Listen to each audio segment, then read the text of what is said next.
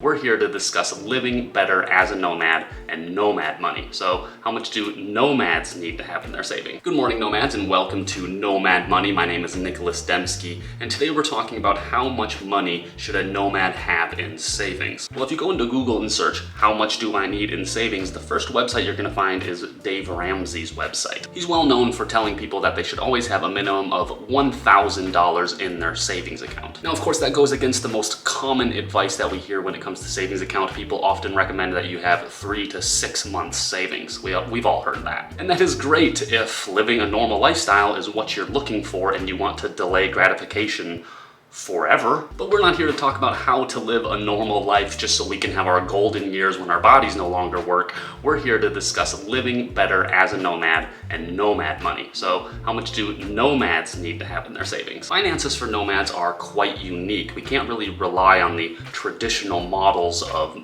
income and money and savings. It just doesn't really work for us because we're not living that 9 to 5 lifestyle. We don't have the same pain points and we just don't have the same cost of living. So if you really want to live as a nomad, we need to think about money a little bit differently. For example, when you're living the 9 to 5, you know that you're running on a hamster wheel, but at least you are very familiar with said wheel and there are very few surprises. But if you jump off that hamster wheel, you are going to find that the world is, yes, chaotic and dynamic, but it's also incredibly fruitful if you play it correctly. So before you really start packing up a gigantic savings to start living that nomadic life, I want you to take a moment to release a lot of that stress that we have pent up around money. And definitely trust me when I tell you that in the long run, the nomadic lifestyle is far less expensive than the traditional normal life that most people are living. So let's just chill out about money for a little bit while we parse this out.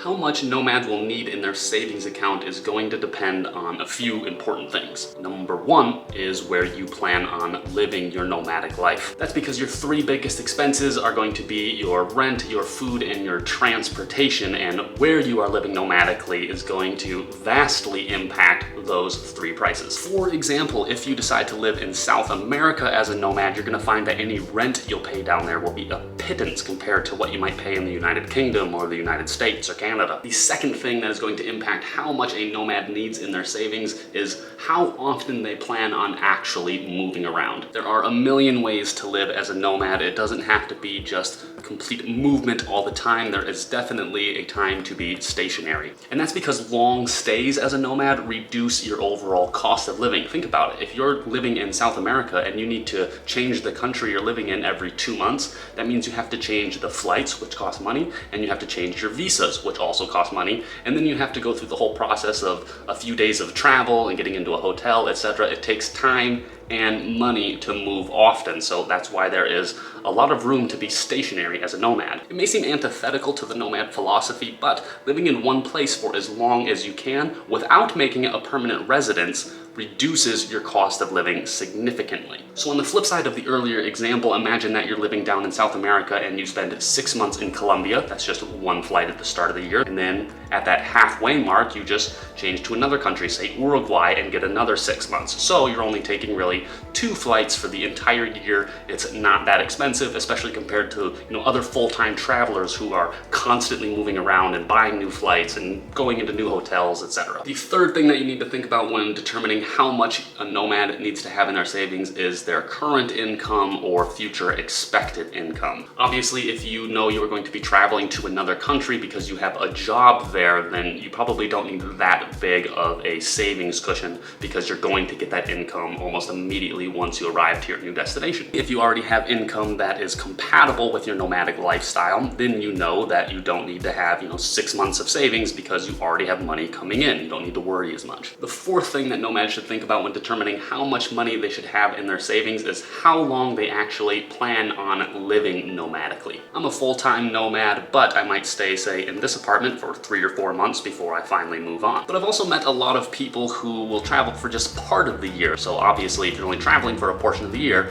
you probably don't need as much savings as someone who is going to go nomad full-time. The fifth thing that nomads should think about when they are determining how much they need in their savings is how comfortable they are with risk. You want to go nomad for $1? Well, I'm sure there's a park bench you could sleep under with a trash can next to it that has an apple core you can eat. If you're that comfortable with risk, hey, all the power to you. If you don't have a job but you want to travel and you're fairly confident that you could walk into a few establishments with your resumes and build a connection and get a job, then hey, you might only need 1 or 2 months of savings to protect you. When I started first living nomadically, for example, it was right after I graduated college, so I had very little money in my bank account, and I immediately moved to Hong Kong, and I was very confident that I would be able to get a teaching job within the first month. And I did. It was really easy. Even easier than what I thought it would be. So don't be afraid if you don't have the income or the job opportunities available to you immediately. I still think if you want to live nomadically, you can find ways to make money rather quickly. You just have to be brave and go out and do it, you know?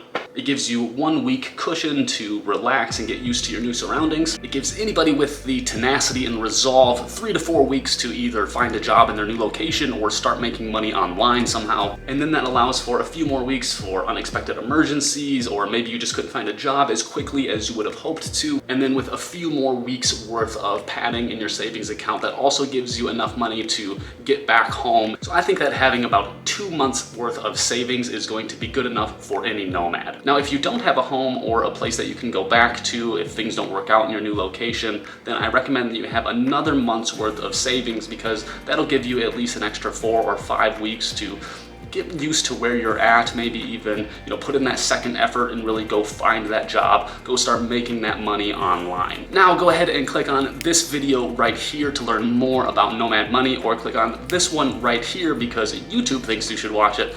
Don't forget to subscribe before you go, and I'll see you in the next video, my fellow nomads. Peace.